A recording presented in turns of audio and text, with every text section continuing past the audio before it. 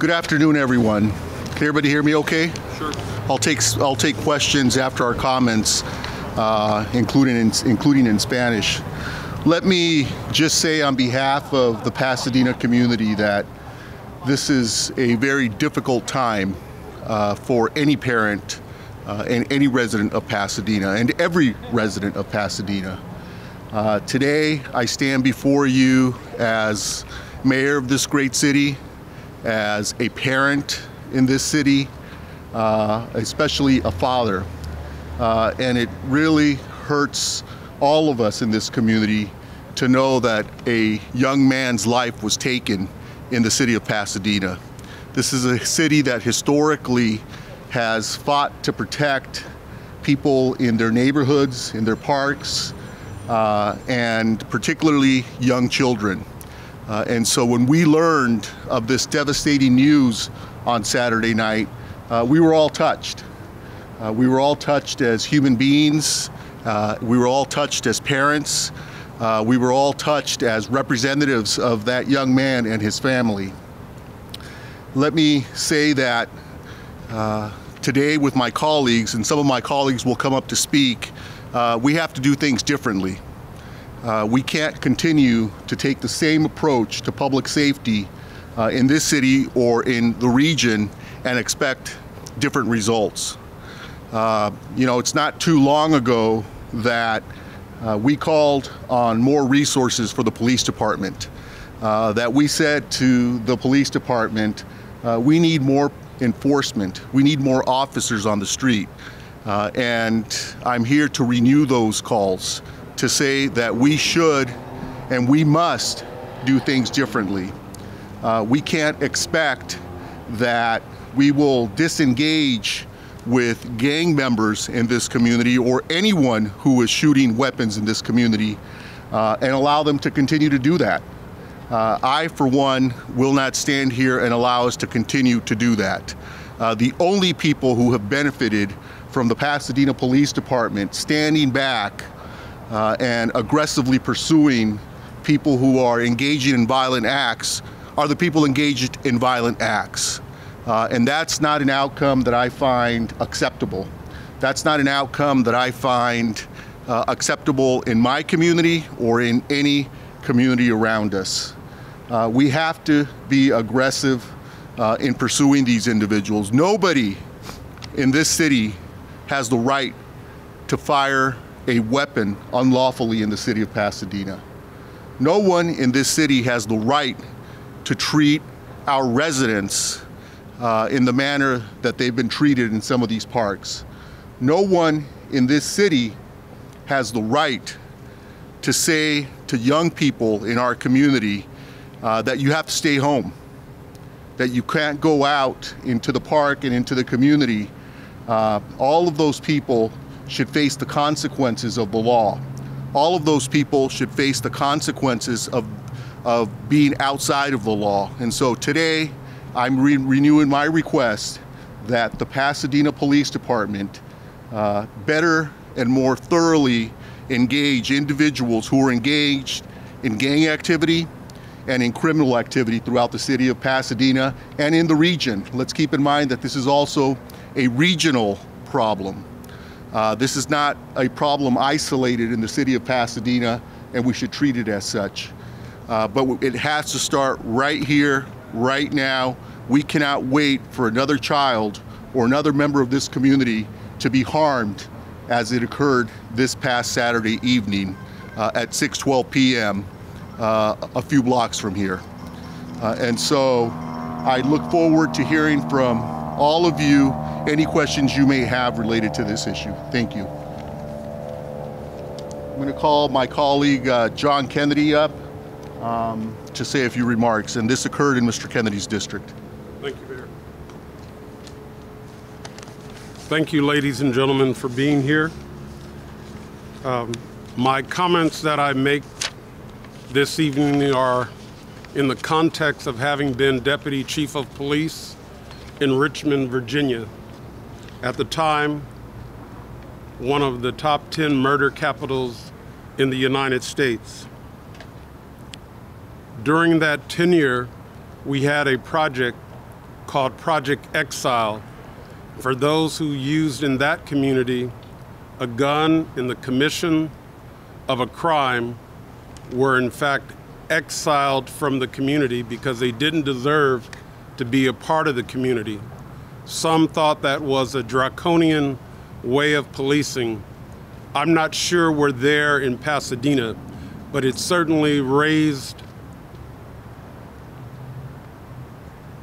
the possibility for me to advocate for such, in spite of the obvious concerns that civil libertarians would have. Let me simply say, we have lost an innocent life in Pasadena.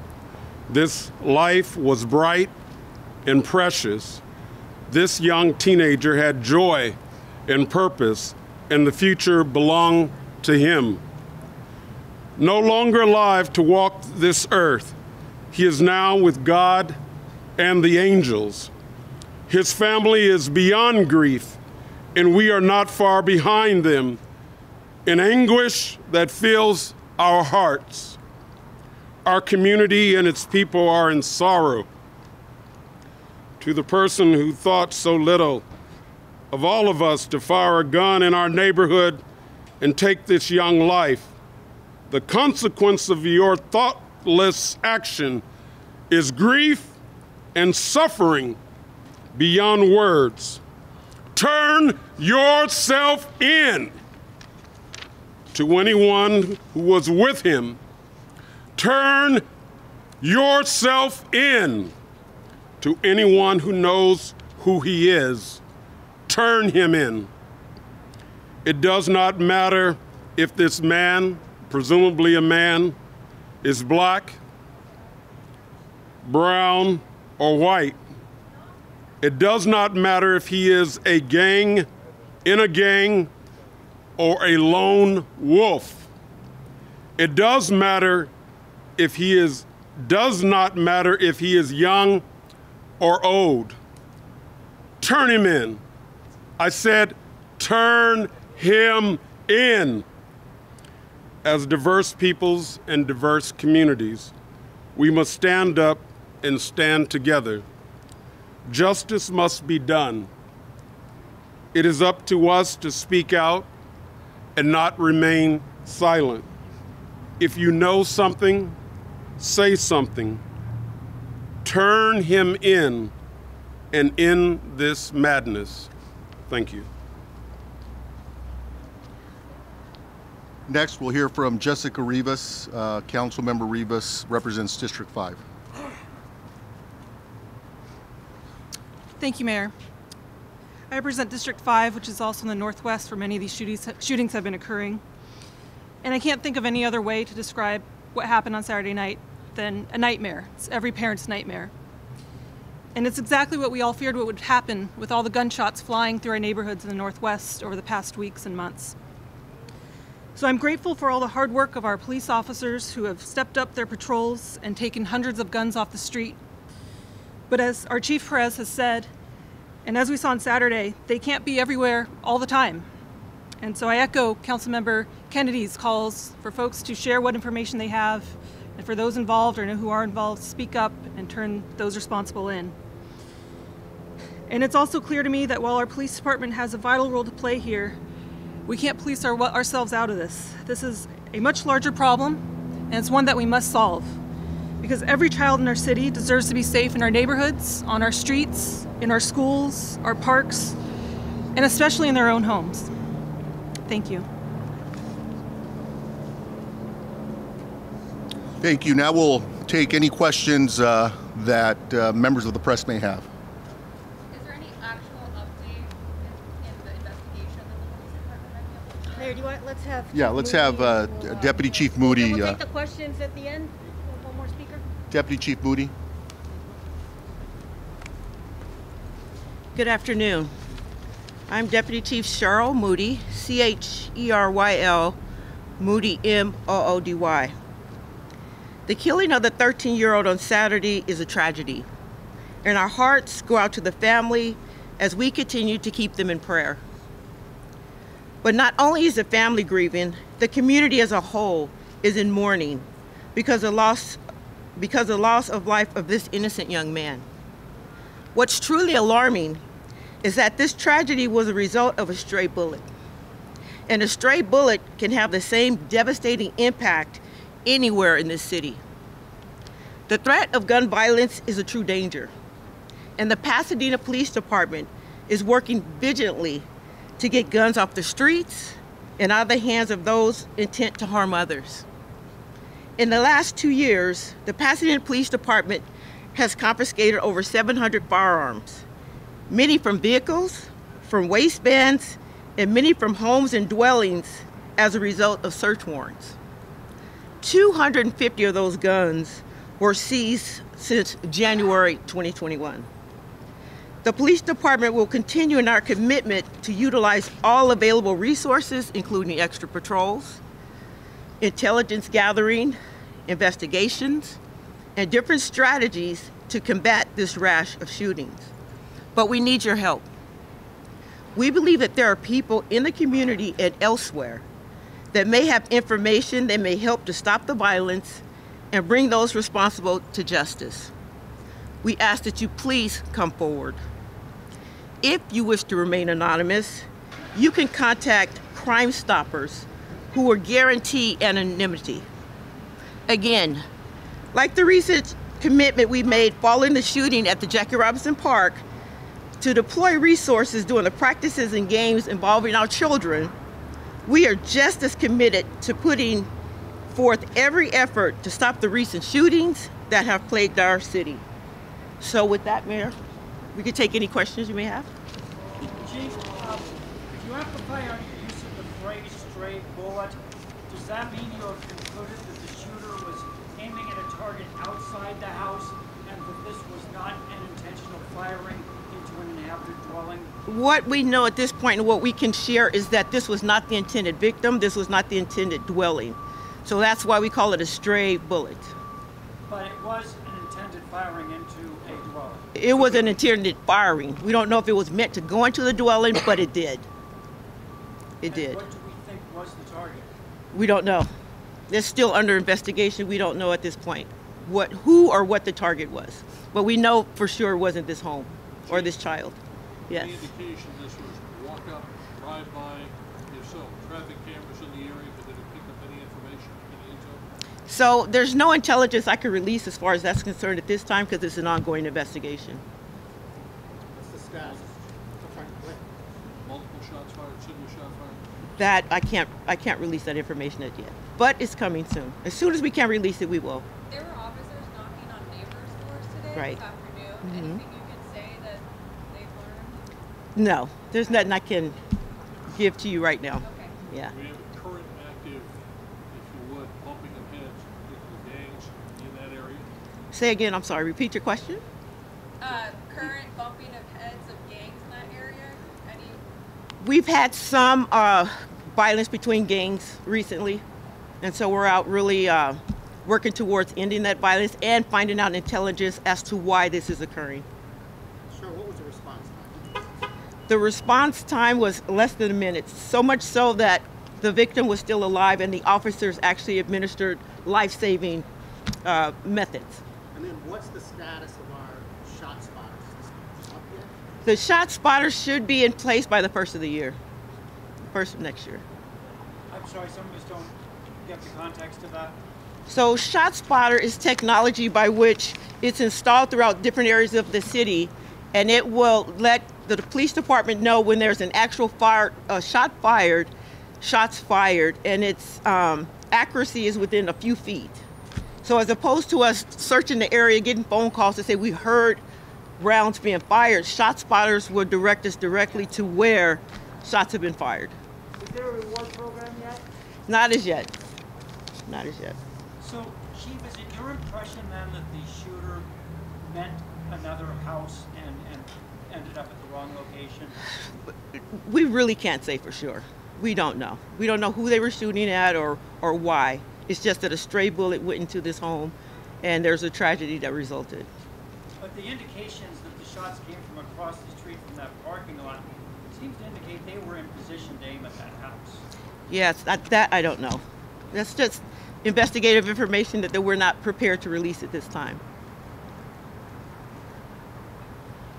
No further questions, Mayor?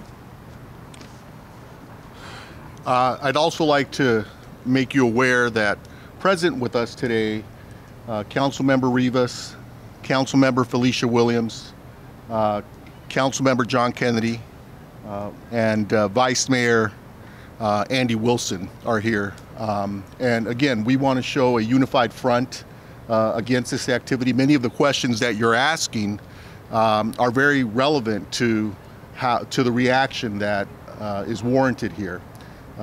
What occurred on North Raymond Avenue shouldn't occur in any part of this city.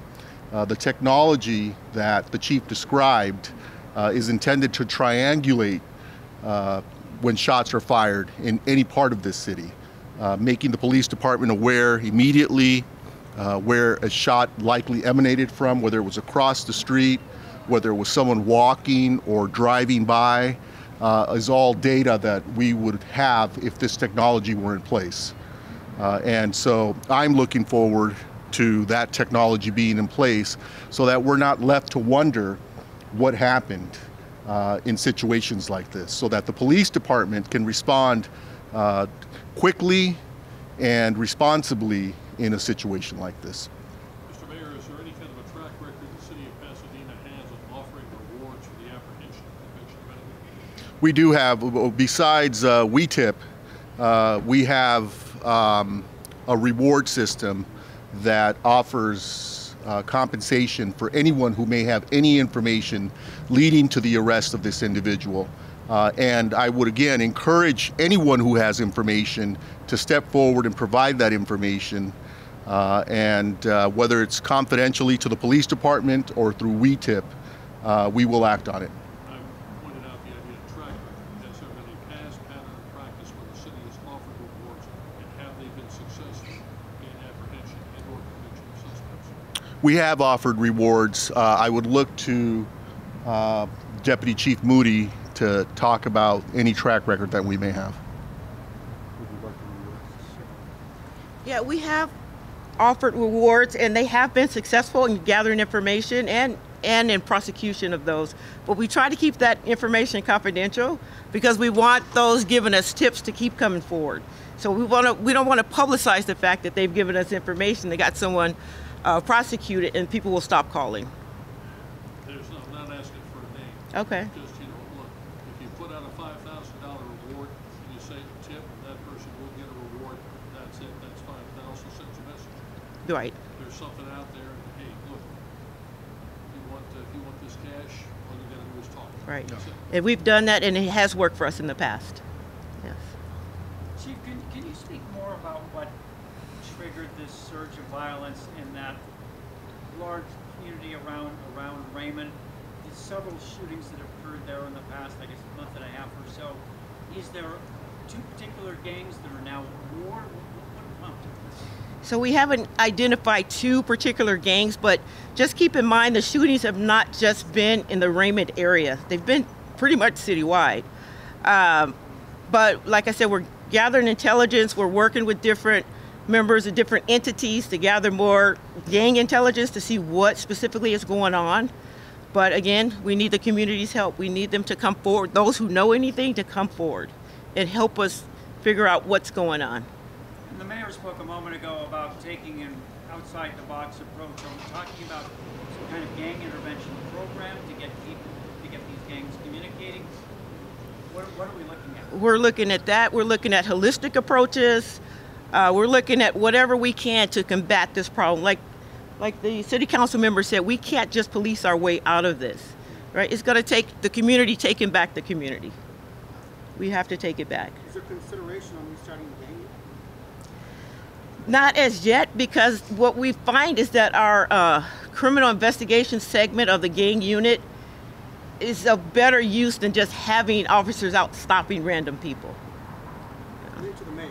Victor, okay, could talk to, or John, actually this is your district, right? Yes, sir. If you both could talk to what you'd say the parents who are now going, my kid's been in the house for a year, and now they're shooting on the street, and I'm just kind of concerned about violence in the area. What are you saying to those parents, those neighbors, those people who live from here we'll head up to Villa Park and walk through the neighborhood where this occurred. And what we say to those parents is, you have to be careful, you have to be conscious of where your kids are. You can't allow your kids to hang out with people who are engaged in any type of activity that even resembles this. But what I would also say to parents is, bring your kids to the park. The kids are safe at the park when they're engaged in appropriate activity. A lot of kids have been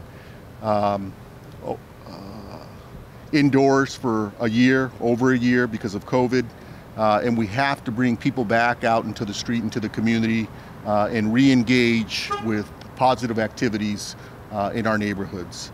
But I don't think we should rule out the possibility of bringing back directed enforcement, Andre. I don't think we should rule out the possibility of conducting warrant searches.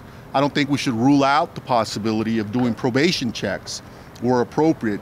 When you look at the number of people who are engaged in this illicit activity in our community, it's a very small percentage of people that are engaged.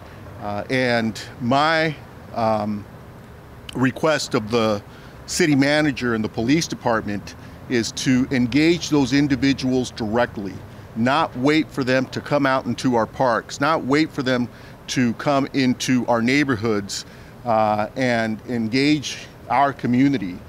The only people who have benefited as we have stepped down enforcement are the people who should be enforced against, are the people who are engaging in these illegal acts in our parks and in our neighborhoods. It's completely unacceptable to me, and we have to turn that around. And then to the deputy chief, you gave some statistics on guns. I'm sorry, I didn't hear you. You gave some statistics on guns recovered. Yes. Are those numbers comparable to what's going on in other communities, or is this a Pasadena problem? No, this is not just a Pasadena problem. This is across the nation. It's a nationwide problem. And like the mayor said too, we're working with other regions. We're working with our region because it's not just confined to Pasadena. It's within the San Gabriel Valley and abroad. Yeah. What year was the gang unit broken apart, and what was the reason that it stopped existing? Actually, they weren't broken apart. Their tasks were just changed to more so of the activity. Yeah, so they're more intelligence gathering. They go after more of the hardcore long-term criminals, breaking down different networks. That's what they're doing, as opposed to just trying to stop gang members on the street and identifying them and different things like that. So we're looking at a better approach to that, and it has worked. What I'd like to say is that we have recovered, meaning the Pasadena Police Department has recovered a record number of ghost guns as well.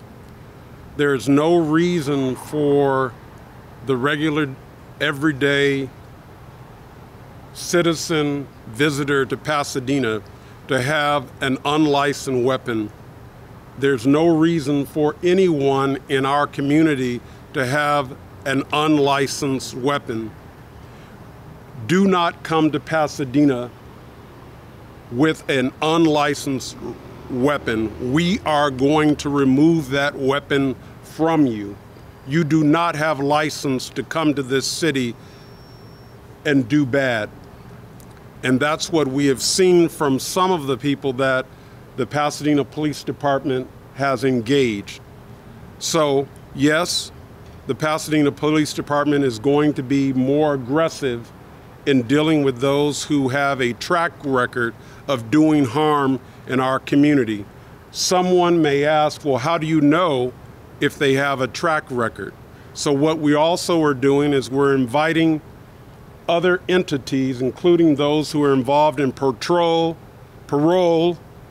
and probation, to join with our Pasadena Police Department in a more proactive way in dealing with those, that small percentage who are known to be engaged or formerly engaged in criminal activity and just check with them. Make sure they're staying on the straight and narrow. That's critically important because we want them to be successful, but not at the cost of going back to old ways that originally put them in prison in the first place.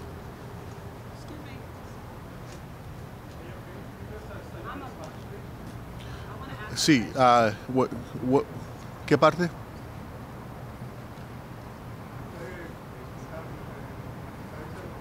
Lo que...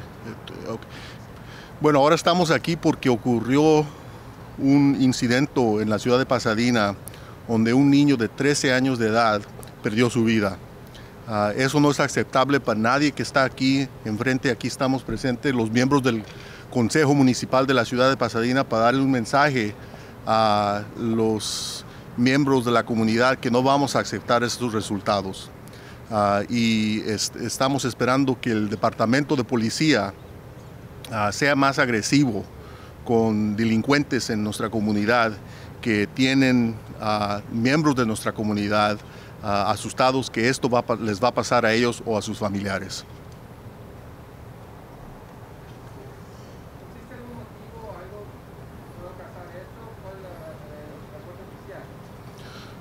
El motivo por ahorita no lo sabemos. Solo sabemos que ocurrió el sábado esa tragedia, que miembros posiblemente involucrados en actividades de gangas activos en la ciudad de Pasadena cometieron este delito.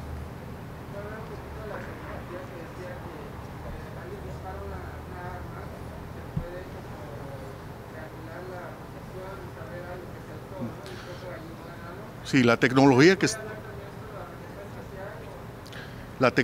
estamos discutiendo es tecnología que puede distinguir por un carro que está forjando ruidos, también combustibles en la comunidad y un tiroteo de balas en la comunidad. Y puede triangular en la comunidad de dónde viene ese ruido, de dónde viene el tiroteo, para que la policía pueda responder rápido, para que se les pueda traer asistencia también a un víctima de la violencia. Y la recompensa que estamos ofreciendo hoy será anunciada esta semana.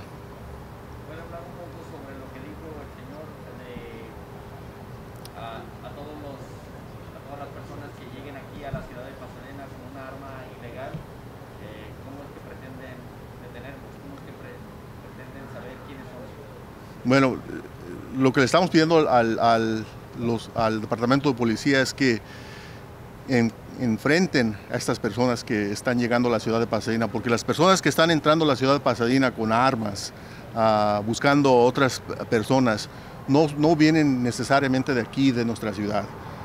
Vienen muchas veces de otras comunidades y le estamos pidiendo al Departamento de Policía que sean más agresivos en buscando a estas personas, mandando el mensaje que aquí en la ciudad de Pasadena no se acepta tener una arma sin licencia, una arma que puede causar este delito.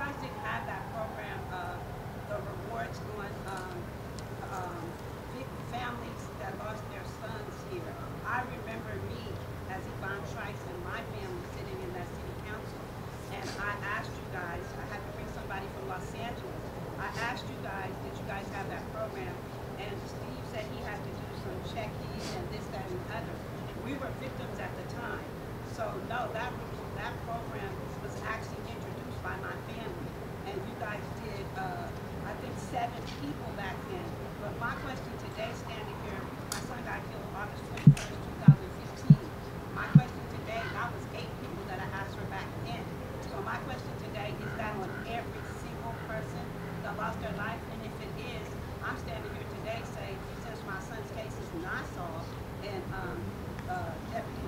Chief Deputy publicized on the talk show where I think I was in, I thought it was very inappropriate and unappropriate for you to put my family out there like that to publicly apologize like we were part of the camera. It's never been noticed before.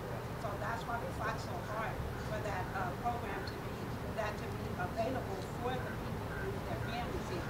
So I'm talking to you, Deputy Chief, Moody, not disrespectful, but you disrespected my family with James Forrest thing publicly and apologize. You have my number. I talked to you personally. So am I angry? No. Am I hurt? Yes. So the program itself was my family that came out here because we did not get any response in regards to his death and nothing. So we had to fight for that program. That is the rewards that you guys said that you were just announcing. That was my family that went through that hardship. So today we're asking as my family, and we're a big village and we still don't hear from the detectives or anything in regards to that. We're asking, will you guys up that report on my son today? Ms. Trice, I'm regrettably, as you know, I'm very familiar with what happened to your son. And you know, the reward, well, there's two things that, and I want to make sure we don't confuse them and conflate them. One is the Victims of Crime Fund, and I'm not sure of the status of that as it relates specifically to your family, but certainly the chief can address that issue as well as the city manager. I just wanted to know, since it's been 7 years, Yeah. are you guys, and you guys haven't found anyone, or you guys say you guys have all this stuff that you have, Yeah. and you haven't stayed with the detective that you guys promoted, who's taking my son's case now? No one's still calling. And as it relates directly to your case and your son's, the reward in your son's case, again, I'll defer that question to the city manager. But as you know, I've walked with you, and yeah.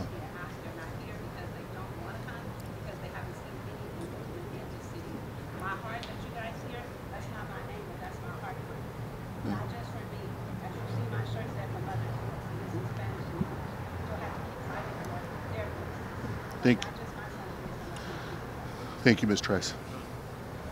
Okay, I think that completes our formal presentation. All of us are here to answer any questions you may have.